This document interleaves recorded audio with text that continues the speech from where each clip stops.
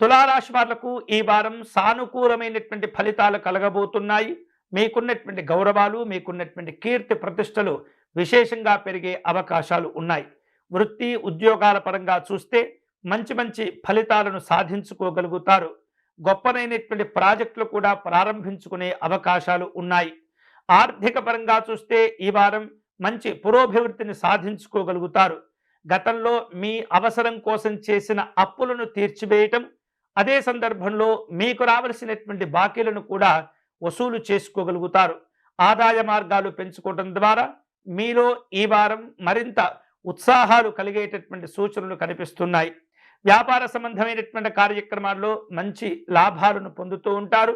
నూతనమైనటువంటి పెట్టుబడుల గురించి కొంత సానుకూలమైనటువంటి ఆలోచనలతో కూడిన నిర్ణయాలు తీసుకుంటారు. విద్యార్థులకు ఈ వారం ఏకాగ్రతతో చదవవలసినటువంటి అవసరం కనిపిస్తుంది.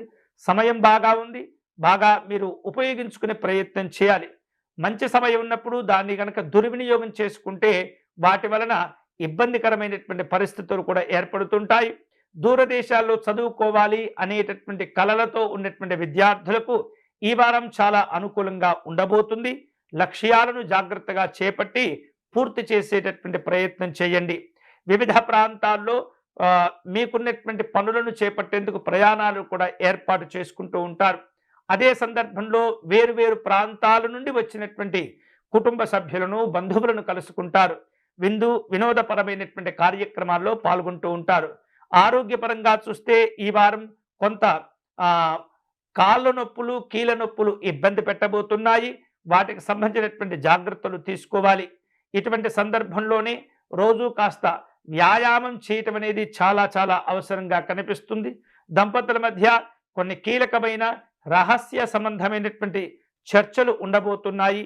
ఇవన్నీ కూడా కుటుంబ అభివృద్ధి కోసమే ఉండే అవకాశాలు ఉన్నాయి. అయితే ప్రయాణాల విషయంలో చూస్తే ఈ వారం కొన్ని ఉపయోగపడేవి, కొన్ని అనవసరంగా ఉండేటటువంటి పరిస్థితి కనిపిస్తుంది.